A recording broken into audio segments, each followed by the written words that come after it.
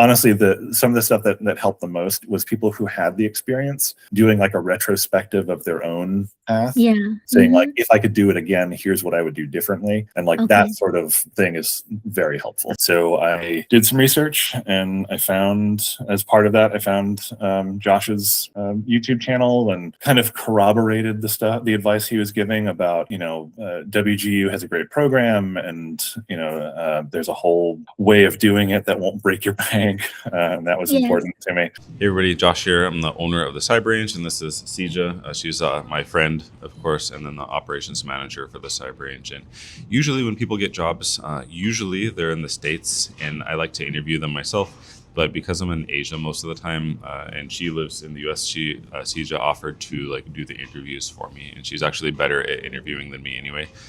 So yeah, enjoy the interview. Thank you.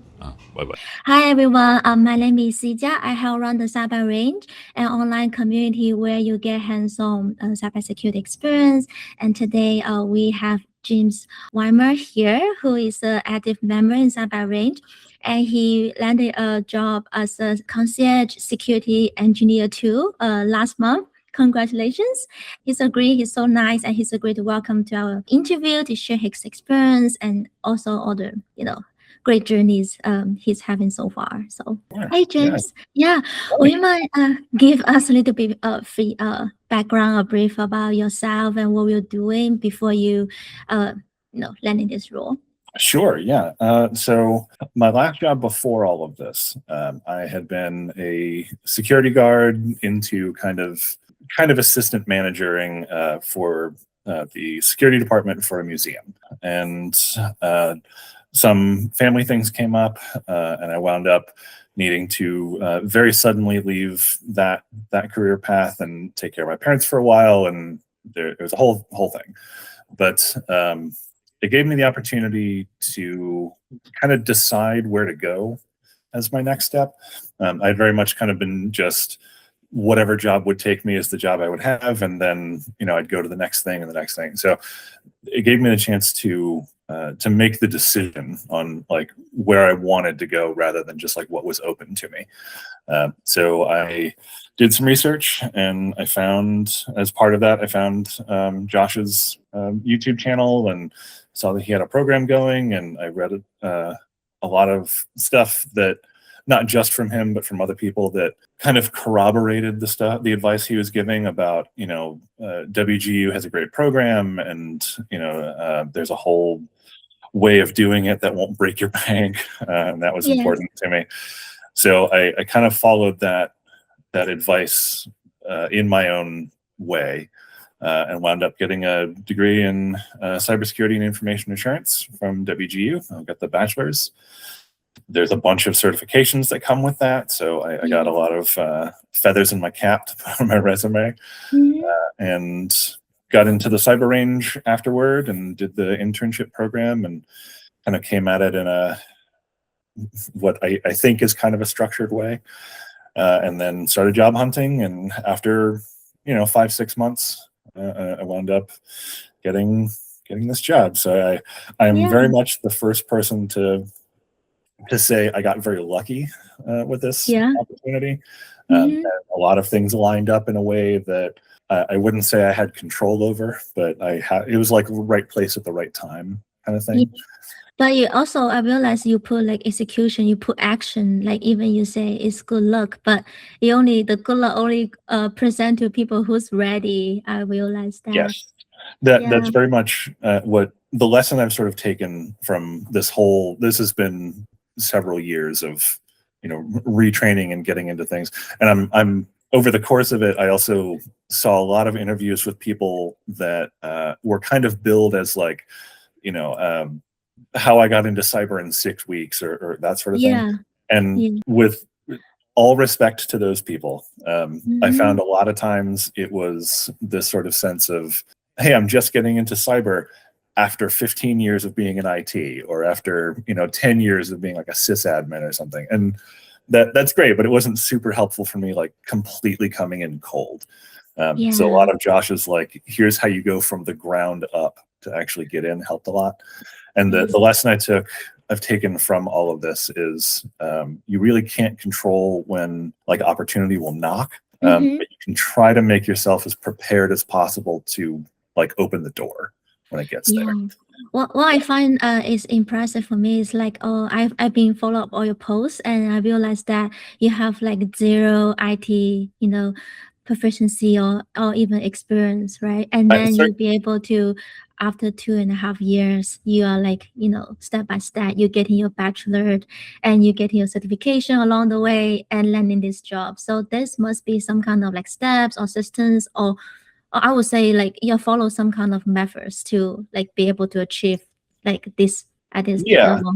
I think that's fair to say. I've had a personal interest in tech for pretty much my whole life.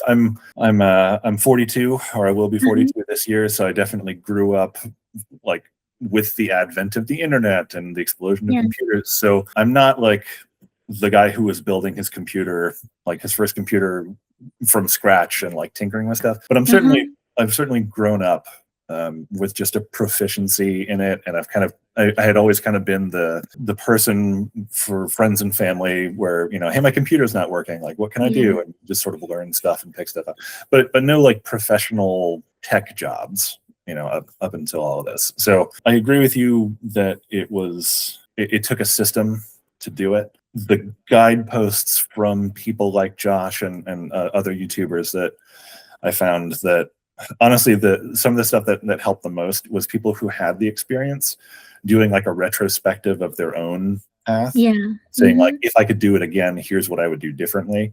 And like that sort of thing is very helpful. So that helped me put together like, how can I avoid pitfalls and how can I be the most effective? So it helped me put my own plan together. Yeah, it's like I will value the community as like there's people from different backgrounds. It was like so crazy to see like from different age and around the world with different backgrounds. So you'll be able to see, okay, I can get somebody, I can pick somebody's idea from here, and I like this idea. I can pick. It's like cherry picking, right? You pick wherever you want, and then you kind of combine to your own roadmap, like on top of that. So it helps you to get to your goal faster. Oh, absolutely. So in my free time as sort of a hobby, I'm a game designer.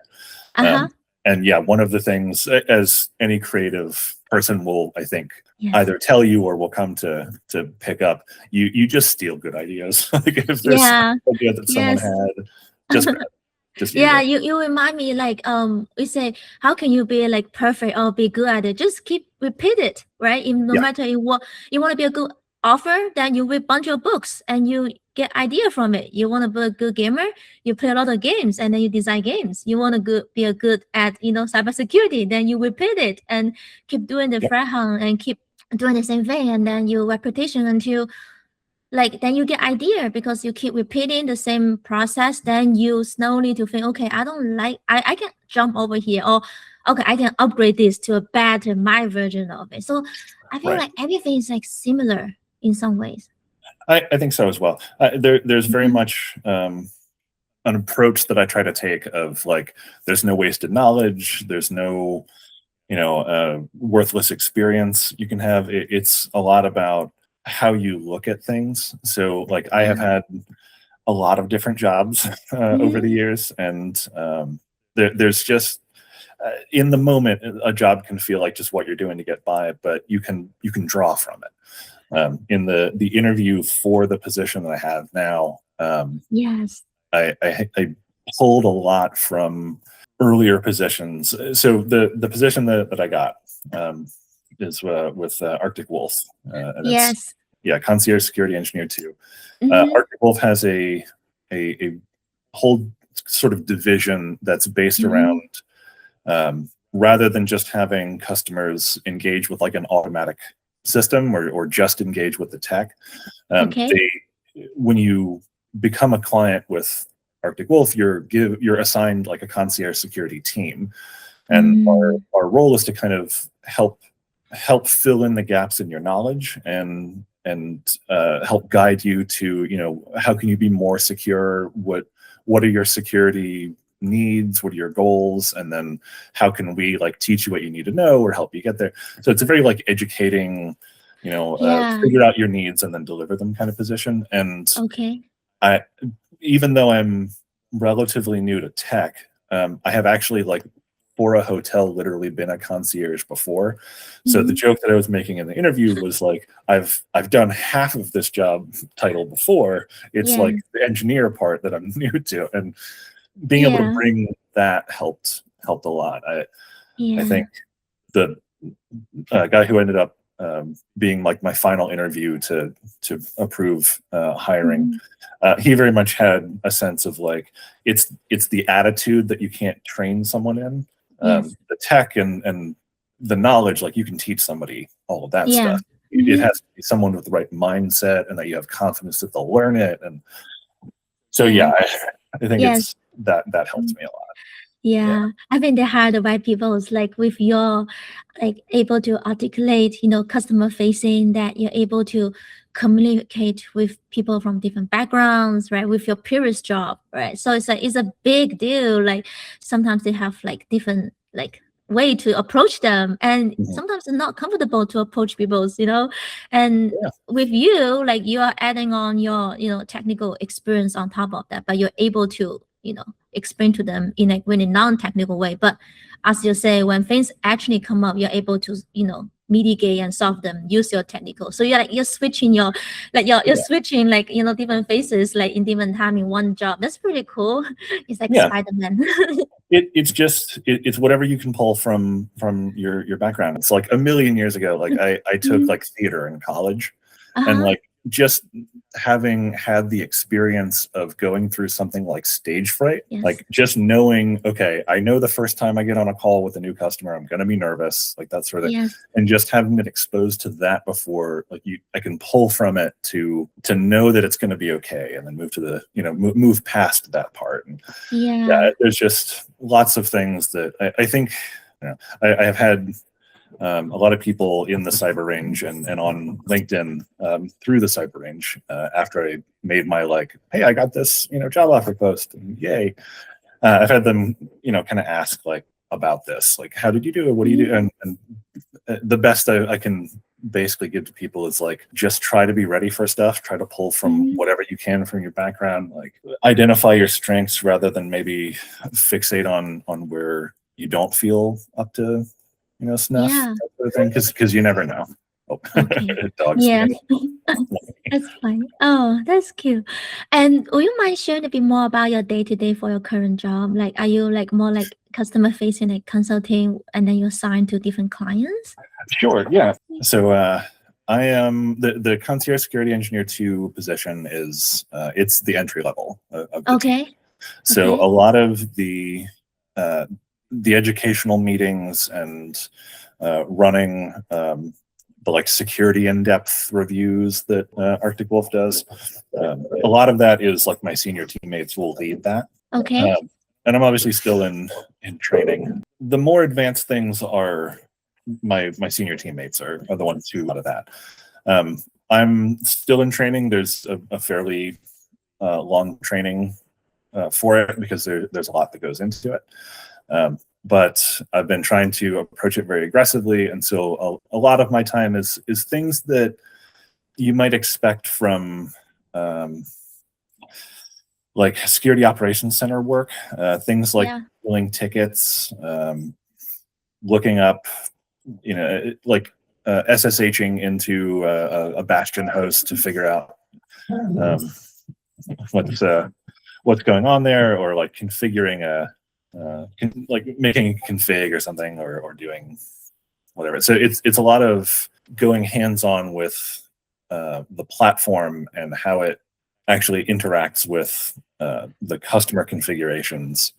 And then I'm transitioning into like, I'm not going to be leading meetings for a while, but I can like prep the presentations or whatever the things are that are going to be specific to the customer. Like I can pull that information. And so it's a lot of like becoming familiar with the customers that then we can engage with on a monthly or quarterly or sometimes weekly basis. Yeah, that's so cool. It seems like you are like doing also like ticketing and customer facing, and also like trying to learn in depth with what like the companies like, a bigger structure, and helping to lead like, the presentation or prepare it, and so all of that. Yeah, exactly. Mhm. It's a little hard to like articulate everything in a Yeah. concise way, because there is a Mhm. lot to the position, but that's sort of the point of the position. It's like being flexible and being able to, whatever the problem is, you can, Mhm. if you don't immediately know how to handle it, like you have learned enough to know how to figure it out to then Yeah. Okay. handle So I would say it's like something like this position makes you like engaging with the customer, but also you have a like, a big growth, you can like have a long-term growth in this company. Yes, absolutely. It's shaping up to be certainly the best company I've ever worked for.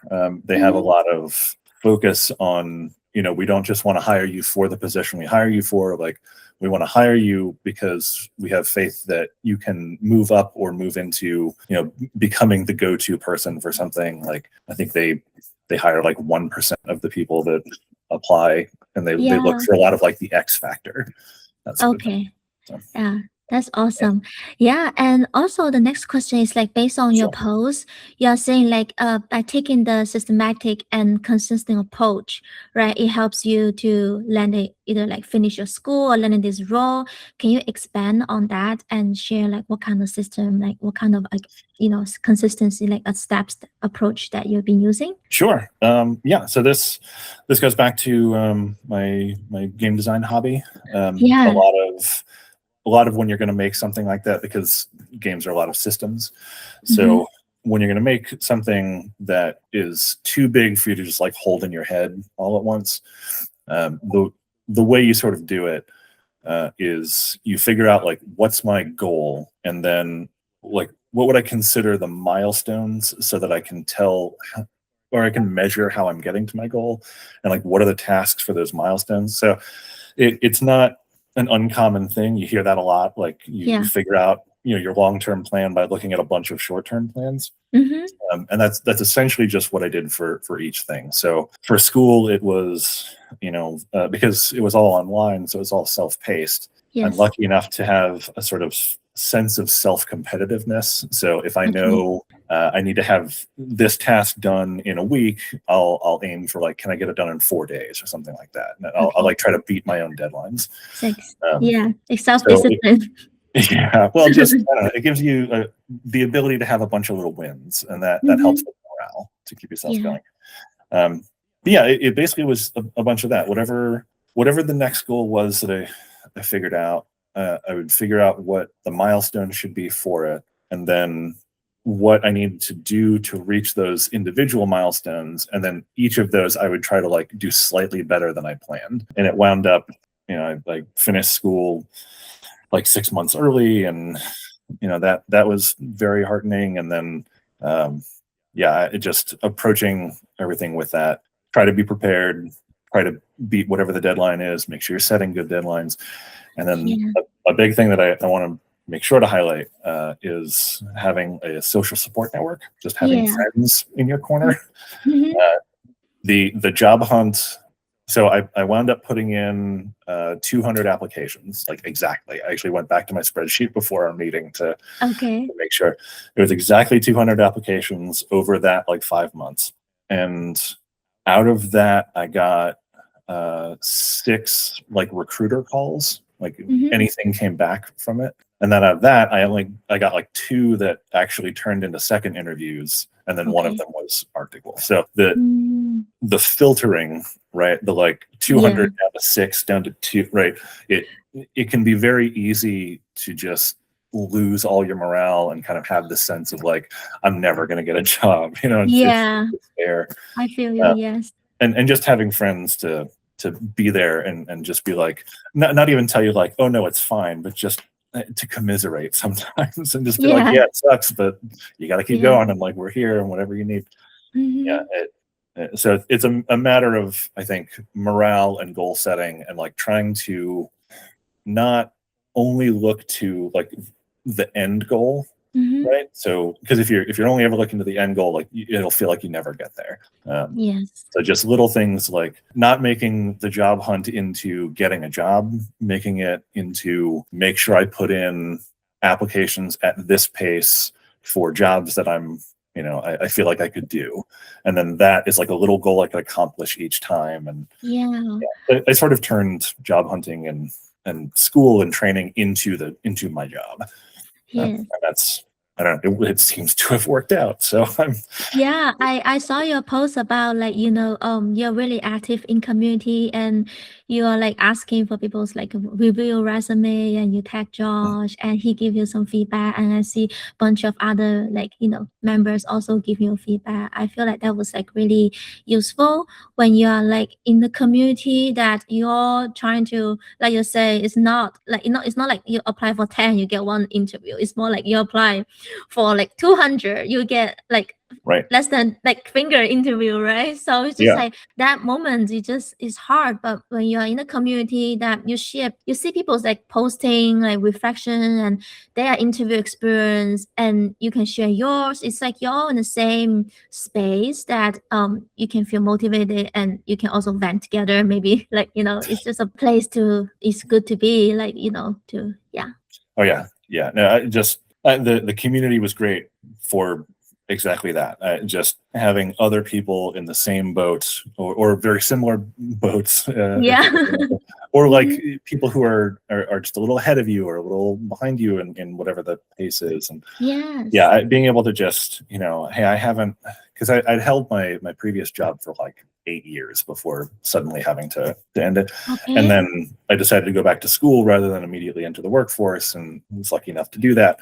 And so by the time I was like starting to put out applications, I definitely had the sense of like, I haven't built a resume in a long time. like Yeah. I'll research and I'll do my best on it, but just being able to go to the community and be like, hey, what do you think? Like, am I on the right track? And Yeah, like, you get a Josh sense actually was of it. Yeah, you get feedback, right? That would be something like most days if you go online, like you make sure like, okay, I think it's good, but without those feedback around the same few people, you wasn't convinced yourself this is good enough, So Yeah.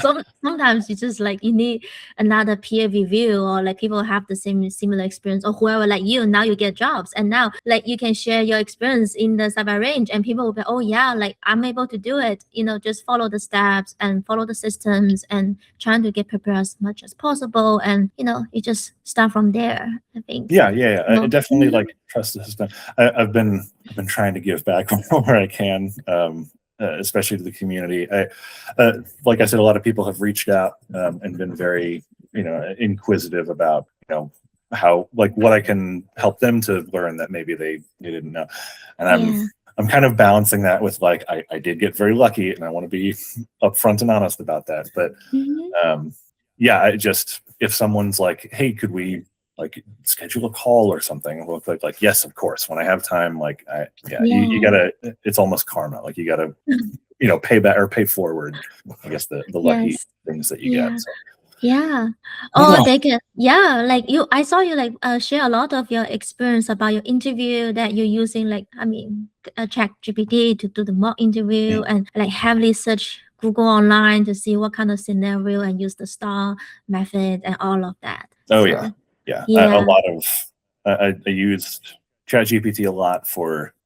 So I tried, because I'm wary of AI. I feel like a lot of people are. I'm wary of like, it can draw you off track. So what I try to do when I was using AI was, rather than have it like do things for me, I tried to use it as like, how can I use it to test what I know, or how can I use it to revise? So it was a lot more about, give me a practice interview, give me, a quiz or a question, or like challenge me to see if I know it. And then if I don't know it, like I'll research and figure stuff out. And that's what led to like the STAR method and just, some other strategies.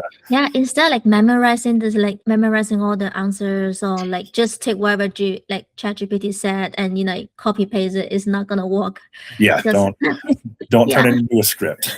I know. There's not like a perfect interview, that you can rehearse. It's just try to get exposed to as many possible questions and try to challenge yourself so that when you're ready to engage, or because again, opportunity will come when it comes. So like, just try to be ready to capitalize on it. Yeah. So yeah, if I hadn't done a lot of, quiz me on technical stuff, like see what I know, and like really try to come at it from different angles. When I got into the technical interview, like I would have stumbled a lot, right? Because it would have just been things I've memorized rather than trying to think about, like, I don't know, how to learn the things that I didn't know. Hard to explain. There's a lot that went into it. But it's that kind of like constant test and try to flex the muscles and try to like grow a little bit more everywhere. And it pays off. It doesn't seem like it does in the moment, but okay. So I'm like a little bit interested. Like, are you taking all your interview like online, or it was like an in-person interview? If it's like in person, is there anything that you wanna like be careful about, or like any tips when you're doing in-person interview? So all of my interviews were online. Okay. They were they were either on the phone or through like this or Zoom or like the something. call. Okay. Yeah, and part of that is just one of the interviews I had was with a recruiter in like California, and there's just no way to do that, with in person. So no, it was all online. And the thing that I found that helped me a lot was scheduling, not like my whole day around the interview, but having a plan leading up to the interview and then after. So beforehand, I had like a routine that would get me in the right headspace for an interview, and I would like review things that I knew about the company that I'd researched, or about the position, or that sort of thing. And then you just do your best in the interview. Every interview is going to be different.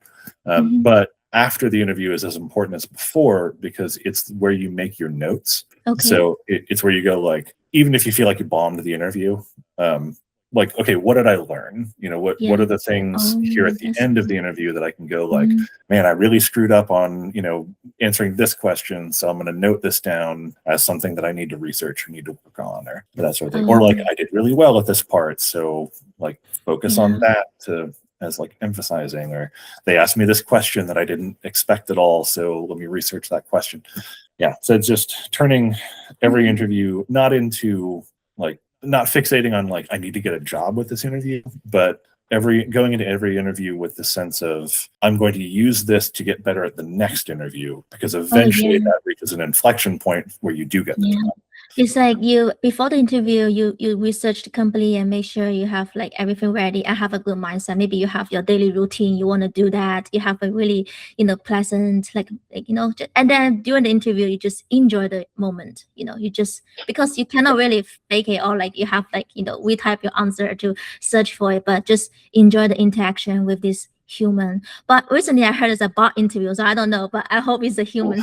Yeah. So you enjoy the moment with the human, right? And then after the interview, that was really good, that I never know about. Like, it's right that you should like kind of do a little bit self-reflection, like how, or summarize or review that how you're doing in the interview, and at some point you feel like yourself doing so great, so you give yourself credit, and it's something you feel like, oh, I was like not quite sure, and that was something that we can do some research and with like study material, prepare for next interview. Exactly. And, for me, the interview isn't over until the post-interview review that I did. Yes. Yeah, and you put it really well there, of being like enjoying the interaction, and just when you're in the interview, be present in the interview, because you've done your prep beforehand. You'll figure out what you need to review afterward, after you take a deep breath and shake off the nerves.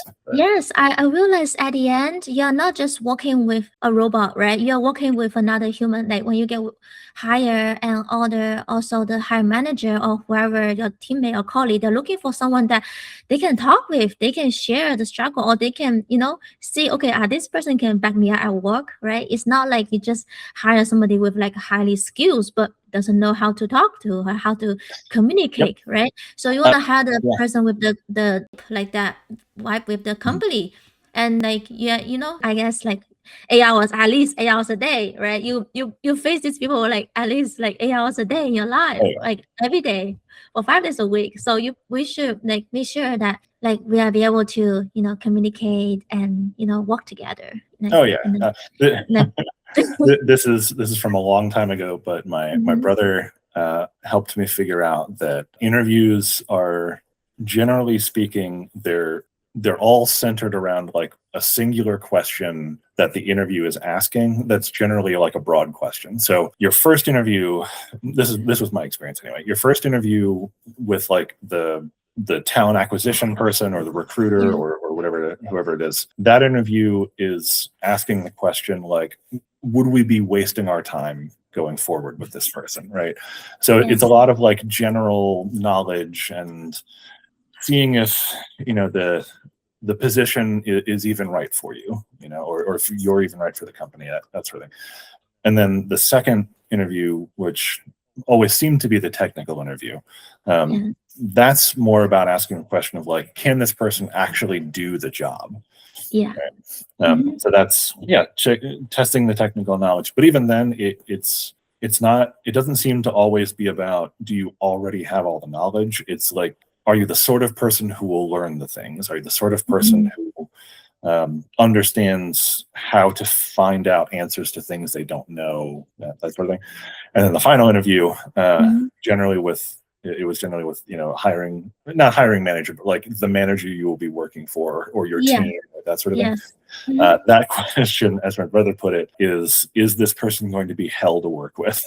Oh yes. Yeah. Yeah. And so that's a lot of like behavior and personality and, you know, can you get along, you know, as a, Yeah, I know. just understanding what are they actually looking for here helps to make sure that you're not just answering the question they're asking, you're answering the question that maybe they don't know they're asking, if that makes sense. You know, if you can understand what they're actually looking for out of the interview, it helps a lot to answer the right way, answer the way that actually conveys the thing they need to know. So, Okay. Yeah, that's very good. Thank you. And here comes to my last question. Sure. So, do you have like the last final any personal tips or in terms of how you know looking for jobs and how do you do well in the interview and you know? Oh, just sort of any like Yeah. last. Okay. Yeah. So this is just something, again, it kind of comes from art, but it's the idea of fail faster, right?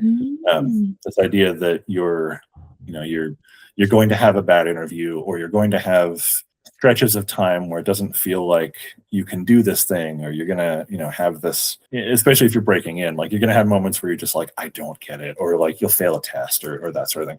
If you can not ignore that mistake or that failure, but if you can grab onto it as like, what can I learn from this, or how can I keep going with this, or how can I improve for the next time, then and if you can do that relatively quickly, you lose a lot of the fear of it, and that just seems to be like a general thing that works in so in many areas every of life. perspective. I feel like, right, it's unbreakable, like what you said. I feel like it's just about the mindset, right? It's about positive, like you keep wire your brain, the syntax in your brain, like you keep wired it with the good positive feedback, that when you go to interview, like you're not going to just trying to see, okay, how can I ace the offer or something. Like you're in the process to put yourself in to experience the moment. And because wherever you prepare or at a moment that is good enough, is already enough for the job. So you're experiencing the moment, and you know, if it's failed, then you take it as a lesson. You take it as some like valuable experience, right, with the interview, and just keep moving forward. There's nothing like fail. Exactly. After that. There's a whole thing. I wish I could remember the exact source, or I, you know, give you the reference to add to this, but there was a whole thing that I learned about a while back called, I think it's systematizing something, but it's basically like approaching something not just from a goal and not just from like putting all your eggs in one basket, but like as a system. And that if you're designing a system, think of it in terms of like a mechanical system, right? Yeah. Or like you're writing code or something, like anything, tech, right? When you're designing that system and you're trying to build it, you design for failure, right? You design understanding that parts will break and that, there will be errors in the code or what have you. And so if you can apply that sort of approach to how you approach things, it helps to take those moments of failure and mistake that you 100% will have. And rather than going like, well, that means everything's broken, you've built the understanding that will happen into your system. And so it takes so much of the sting out.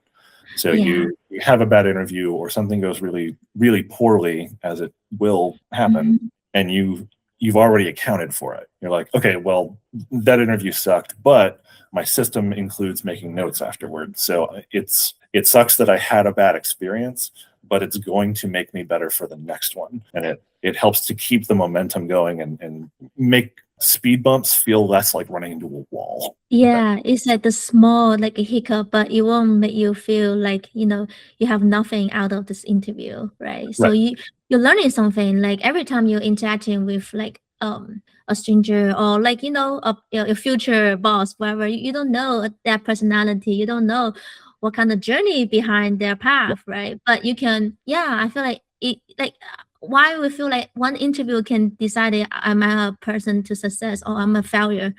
It's not like that. It's just like sometimes it's timing, sometimes it's the budget, right? I have some member I interviewed previously that they got 2 offers, but suddenly the company just say, the finance department say, hey, we have to cut this budget for next year, and you're good qualified, but now we cannot hire you, right? It's like there's so much. Yeah, there's so many things that is not controllable, like not manageable, but there's wherever you can control the controllable. I don't know if you heard about this.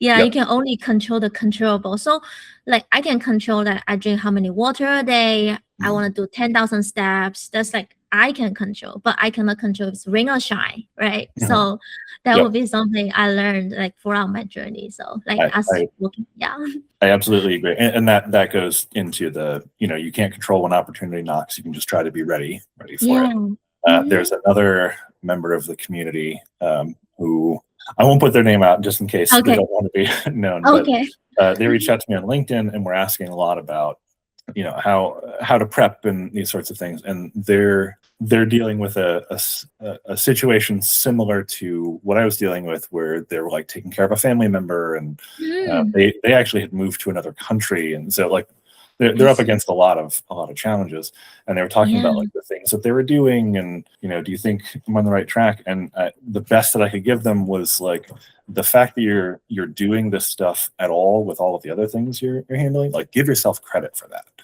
There's a lot that you're doing, and like you're trying, and like the trying and not giving up is that's the important thing. Yeah, that's the best human person, like human like ability we can do. Just keep trying, right? Like, Try to have the emotional resilience to keep going. Yeah, just keep consistency and follow the like whatever system that you set up for yourself, and get engaging with the right crew of the group of people. So it will be just it will just like the offer will just land it to you somehow. Yeah, you just gotta keep trying. It's I forget who said it to you, but it was success isn't guaranteed, but it is possible. Yes. Yeah. And try to keep that in mind. And everything's possible. So yeah, exactly. Yep. Yep. Yeah. Thank you. Thank you so much, James. Like it was really nice to meeting you. And and thank you for spending the time to, share your journeys and your interview experience. Thank you. I appreciate you asking. I hope it helps somebody. Yeah. Thank you. You have a great rest of your day. You do the same. Yeah. Bye. So no pressure, obviously, but if you're serious about getting into cybersecurity, or you just want real non-sandbox hands-on experience with actual enterprise tools in a live shared network, you can get all of that in the Cyber Range. In the past year, we've done about 100 employment verifications. That is like real employers reaching out to us to confirm experience for people in the community that have actually landed jobs. When you onboard into the community, you'll get issued credentials for access to our company's actual network, which is a real live corporate environment with over 1,200 users and fully licensed enterprise security stack with platforms like Tenable Vulnerability Management, Microsoft Defender for Endpoint, and Microsoft Sentinel. And just like at a real security job, we'll provide training covering everything that you'll encounter, from enterprise vulnerability management to threat hunting to general security operations as well. And you'll get experience and training better than if you were hired as a corporate junior SOC analyst. Every week, we also have a cybersecurity threat hunt and capture the flag challenge where you can compete for cash prizes while building legit resume experience at the same time. And this isn't a simulation, it's like real infrastructure with real users, real attacks, and organic logs that you'll have hands-on access to. So if you're interested, check out the link in the description and we'll see you in the next video. Bye-bye.